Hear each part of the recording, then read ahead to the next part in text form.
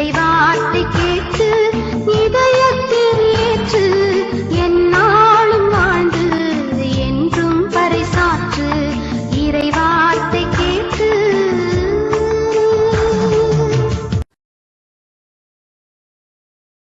இயேசு கிறிஸ்துக்குள் பிரியமானவர்களே, அருமை ஆண்டவர் இயேசு கிறிஸ்துவின் பரிசுத்தமுள்ள திருப்பெயரிலே நல்வாழ்த்துக்கள். த வாய்ஸ் ஆஃப் காட், தெய்வத்தின் குரல் வழி. நாம் அவர் சமூகத்திலே கடந்து வருகிற பொழுது அவர் குரல் வழியை நாம் கேட்க முடியும். அந்த குரல் வழி நமக்கு வாழ்வளிக்கின்ற குரல் வழியாக இருக்கிறது.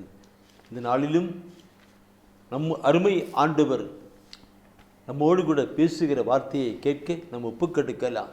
அவர் தூய ஆவியின் வழியாக தெய்வீக திருவிழத்தில் இருந்து வார்த்தைகளை நமக்கு காண்பித்து நடப்பிப்பார்.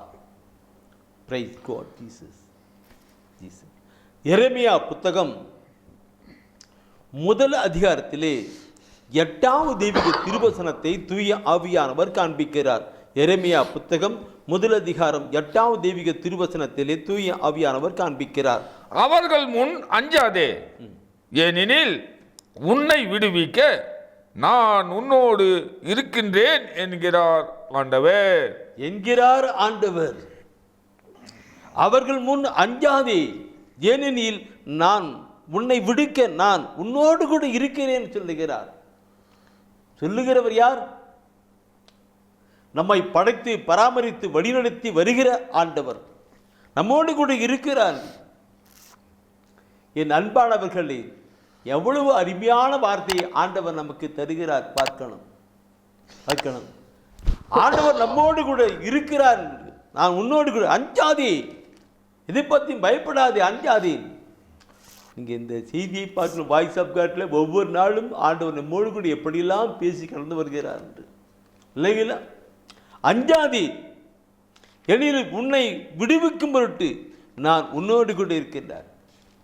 சில வேளையிலே சிலரை பார்த்து நாம் பயப்படுவோம்.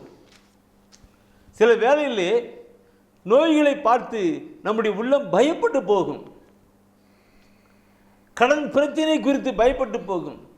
பல விதமான நிலைகளை பார்த்து, கண்கள் பார்த்து உள்ளத்திலே பயங்கள் கடந்து வரும். அதனால்தான் ஆண்டவர் சொல்லுகிறார், நீ அஞ்சாதே, நான் உன்னோடு கூட இருக்கிறேன் என்று. நான் பிரியமானவர்களே, நான் உன்னோடு கூட இருக்கிறேன் என்று சொல்லுகிறார் என்றால் அவர் யாரோடு கூட இருப்பார்? ஒரு வீடு இருக்குன்னா அசுத்தமாக இருந்துச்சுனாக்க அங்கே யாரும் குடிக்க மாட்டாங்க. ஆனால் அதையே கூட்டி அழகு செய்து பிரித்து அங்கே அந்த வீட்டில் இருப்பாங்க இல்லைங்களா? அதே போல நம்முடைய வாழ்க்கையும் பரிசுத்தமான ஒரு வாழ்க்கையாய் வாழுகிற பொழுது ஆண்டவர் நம்மோடு கூட இருப்பார். பரிசுத்தமே பரமேசு தங்கும் இல்லம் இல்லையா? பரமே அந்த பரிசுத்தம் தான் நம்முடைய வாழ்க்கையில பார்க்கிற பொழுது திருப்பாடல் ஆசிரியர் சொல்லுவார் 119 சொல்லுவார், ஆண்டவரே உமக்கு எதிராக நான் பாவம் செய்யாதவாறு உம்முடைய வார்த்தையை என் இதயத்திலே இருத்தியுள்ளேன். வார்த்தை இதயத்திலே, அந்த வார்த்தை மனு உருவான இயேசு கிறிஸ்து ஆவியானவர் நம்மோடு கூட இருக்கிறார் என்ற நிலைத்தான் இருக்கும்.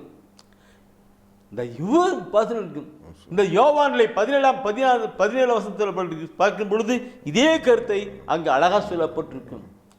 பரிசுத்தமுள்ள நிலையில் இருக்கிற பொழுது ஆண்டவர் நம்மோடு கொண்டு இருக்கிறார். அன்பான சகோதரமே, நாம் பரிசுத்தமாக வாழ்கிற பொழுது நாம் பயப்படவே தேவையில்லை. எதை குறித்தும் யாரை குறித்தும் நாம் பயப்படவே தேவையில்லை. ஏனெனில் நம்மோடு கூட ஆண்டவர் இருக்கிறார் தான் முதலாவது.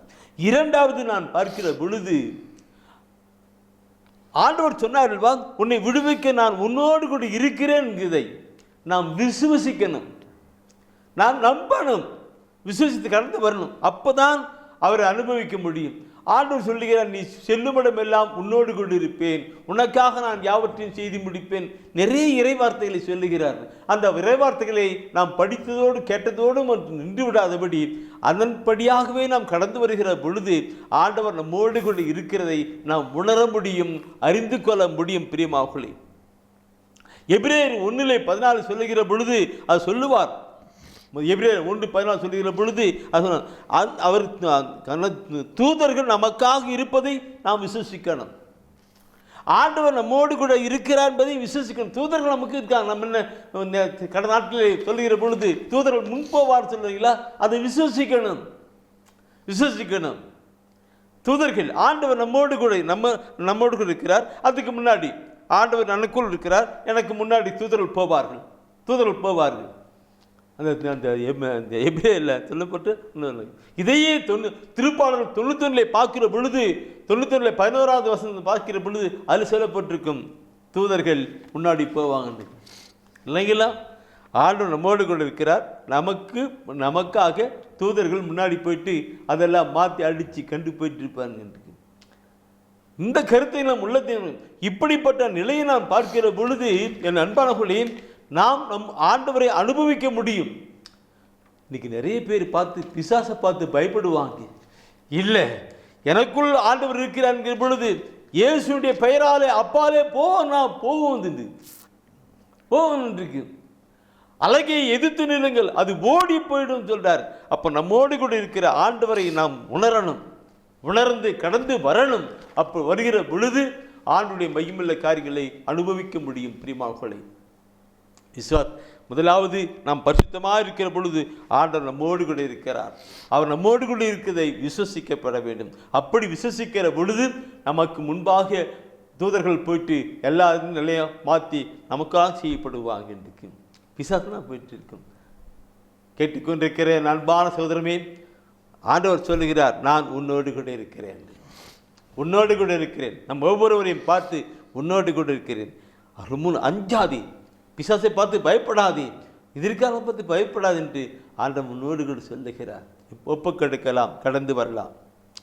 அன்பின் ஆண்டவரே, நீர் எங்களோடு கூட இருக்கிறதை நாங்கள் உணரவும் நீர் எங்களுக்காக யாவற்றையும் செய்து முடிப்பீர் என்பதையும் விசுவசிக்கவும் கிருபை செய்தருளும். ஆண்டவரே, இந்த நாளிலே இந்த வார்த்தை வழியாக எங்களோடு கூட பேசின அந்த காரியங்களை உள்ளத்தின் ஆழத்தில் நிறுத்துகிறோம். ஆண்டவரே, இது என்றென்றும் எங்களுக்கு வாழ்வாக ஆசீராக இருக்கட்டும். ஆண்டவரே, நான் உன்னோடு கூட இருக்கிறேன்கிற வார்த்தை எங்கள் காதிலே கேட்டதோடு மட்டுமல்ல, அது உள்ளத்திலே உணர்ந்து நாங்கள் வாழ்வாய் அனுபவிக்க கிருபை செய்தருளும்.